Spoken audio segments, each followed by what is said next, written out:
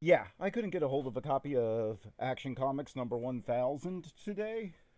So instead, let's take a look at the book that started it all, Action Comics number 1, with the shelf date of June 1938. I'm not going to talk much about the cover because, well, we've all seen it a billion times, and we've seen it recreated, we've seen it homaged. I'm just gonna say that, are we sure Superman is the hero here? I mean, everybody's running in terror from him, and there doesn't seem to be anybody in the car, so there's no point in smashing it. He seems to have just taken some poor sap's car out into the middle of the desert to smash shit for the lulz.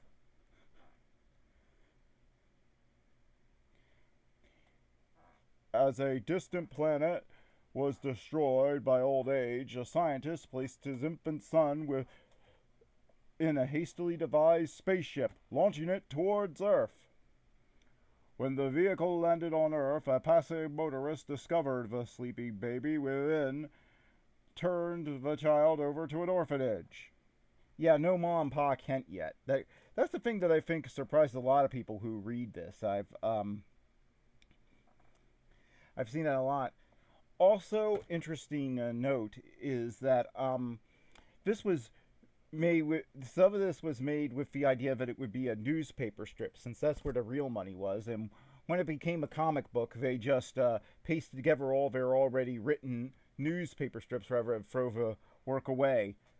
Hence the formatting. Also, I have a reprint of this, but this scan seems to be either a scan of one of the original copies or a much earlier reprint that's also been damaged, so that hence the quality. Attendants, unaware of the child's physical structure,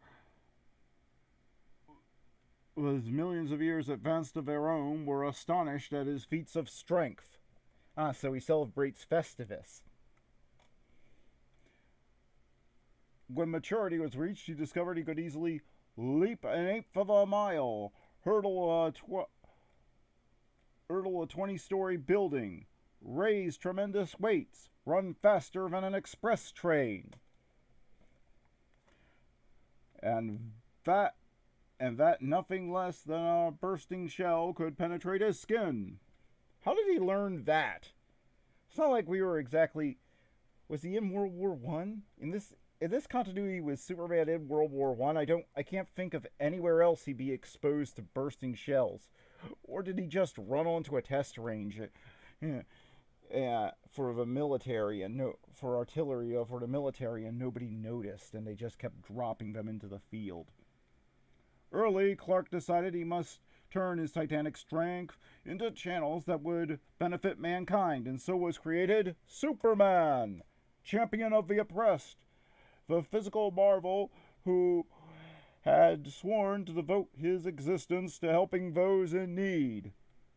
I love this scientific explanation because it doesn't really work, because Superman isn't a bug and his skeleton isn't on the outside.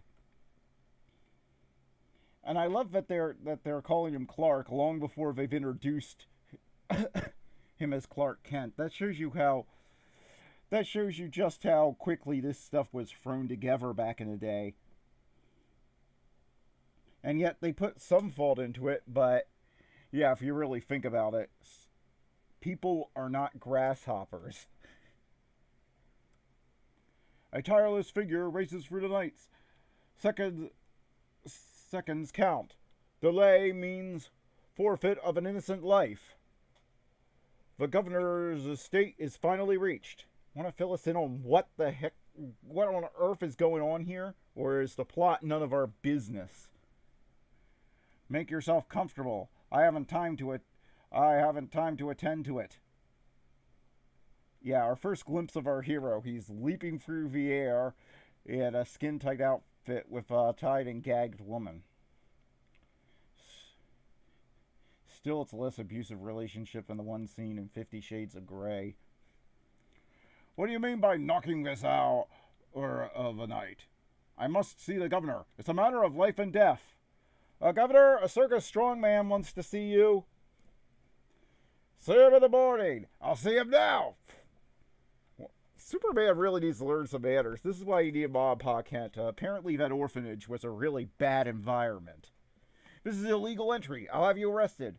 Answer my question. Are you going to take me to the governor?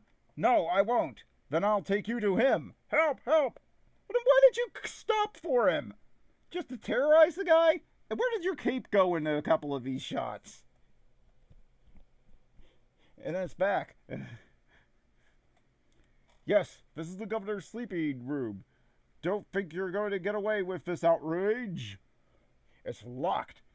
Yes, and made of steel. Try and knock this door down. You just had to go and say that, didn't you? Also, that's where the wasted budget is going. That's where your state's budget is going, to give your governor a steel-plated door for no reason. I would say it's protected from Superman bursting in and waking him in the middle of the night, but as you can see, it doesn't work. It was your idea. What is he, 5? It was his idea. He told me to do it. Honest, Mr. Governor. What is the meaning of this? Evelyn Curry is to be electrocuted in 15 minutes for murder. I have proof of her innocence, a signed confession.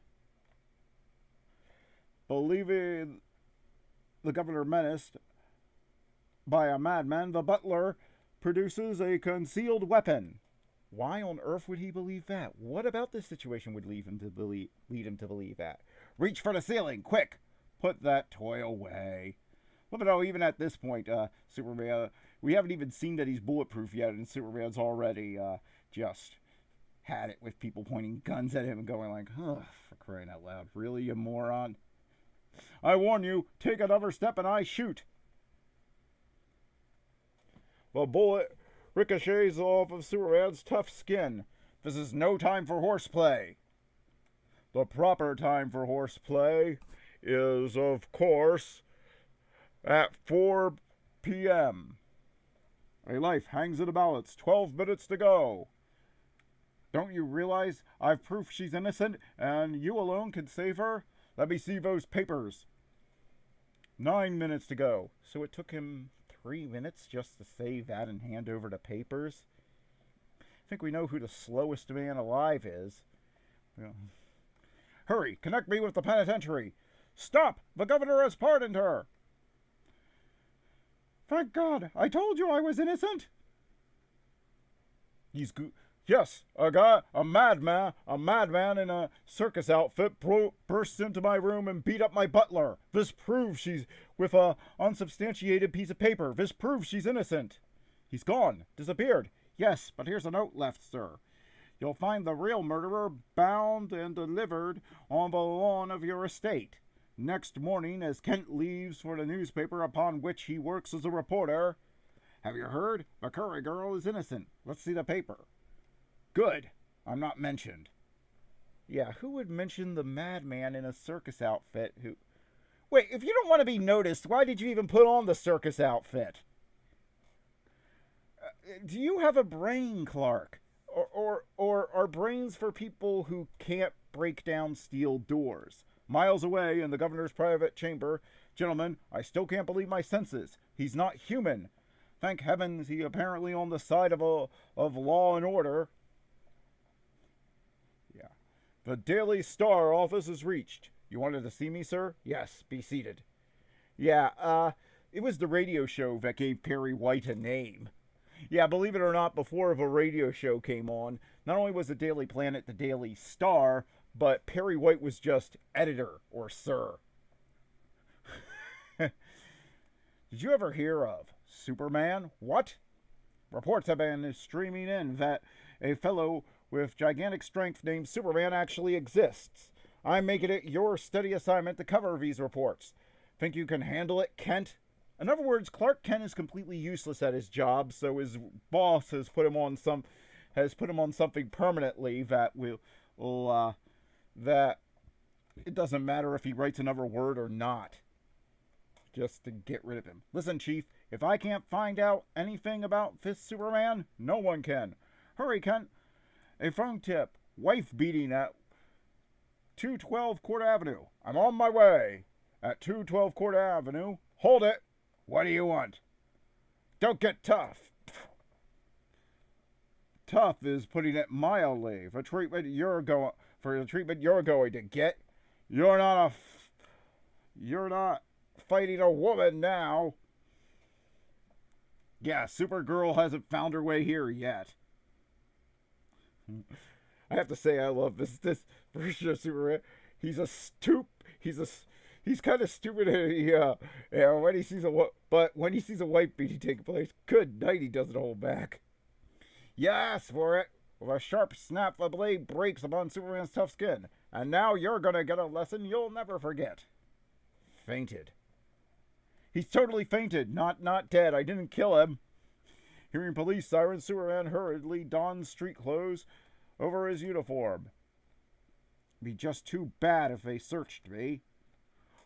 What are you doing here? Yeah, since when do the police search people at the scene of a crime? Hello, Captain. I arrived to find the place like this. Looks as though our friend Superman has dropped in to pay a visit. What? What? They're buying that? What do you say to a date tonight, Lois?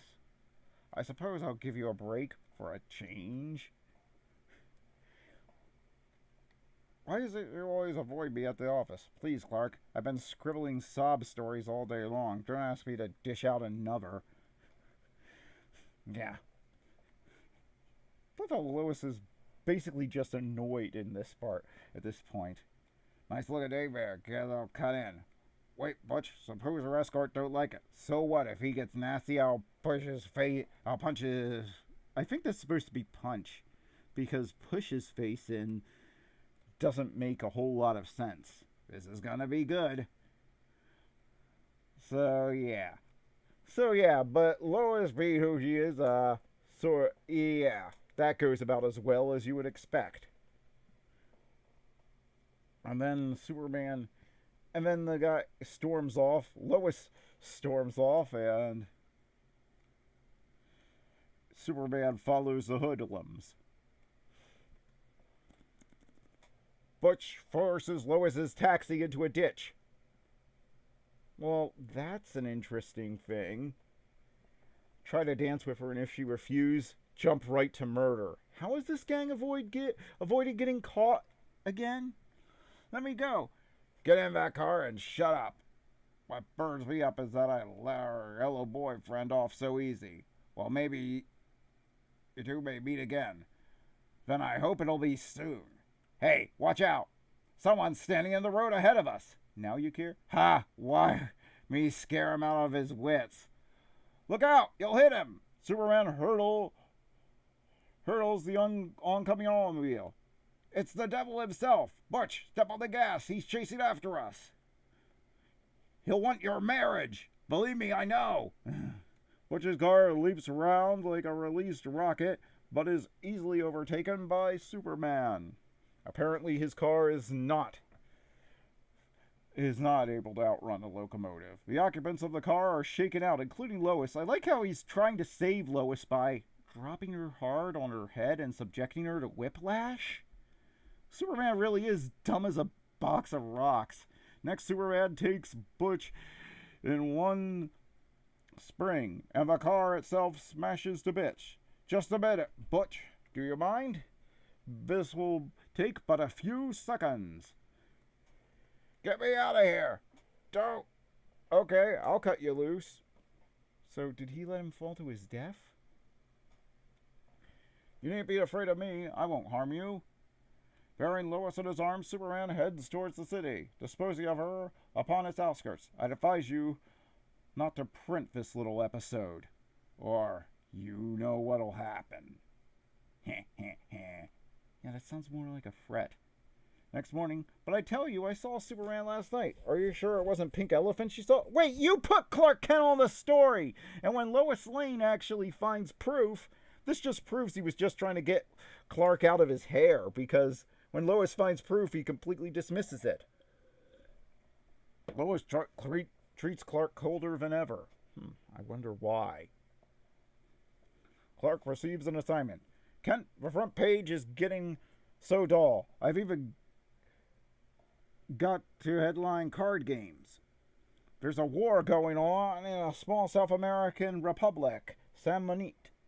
And to stir up news, I'm sending you down there as a correspondent. Take along a camera and try to send back some good shots with your article.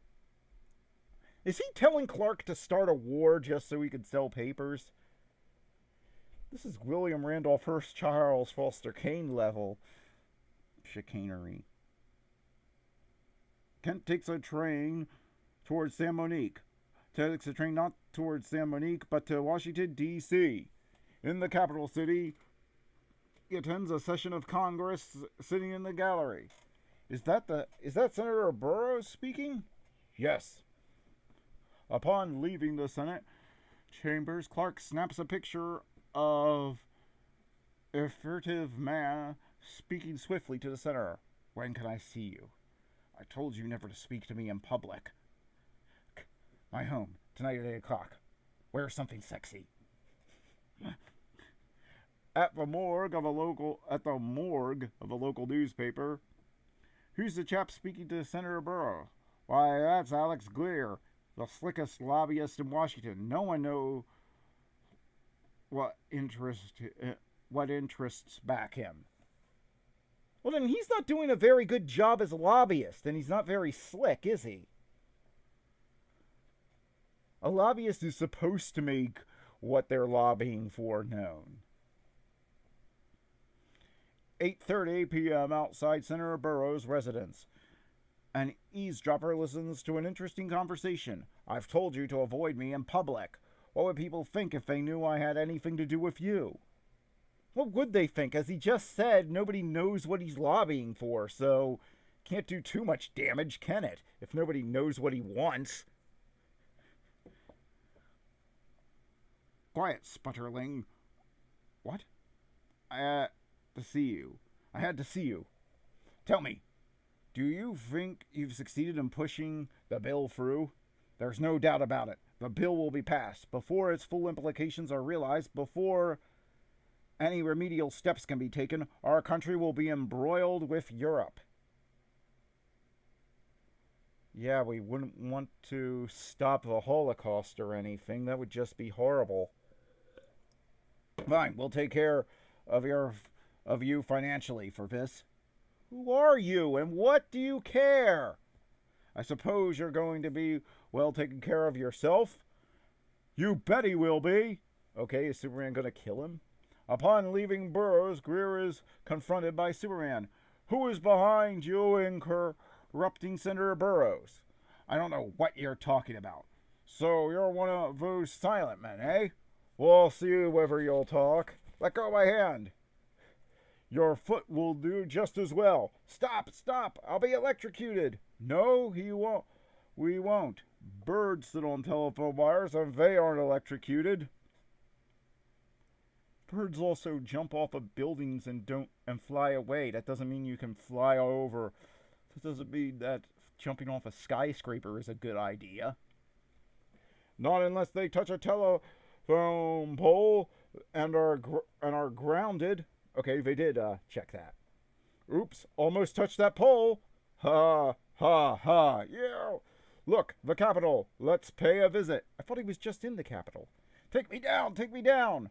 What a magnificent view. Help. I wonder if we could jump all the way to that building. Don't. Despite Greer's frenzied protest, Superman leaps into the night. This dangnammit.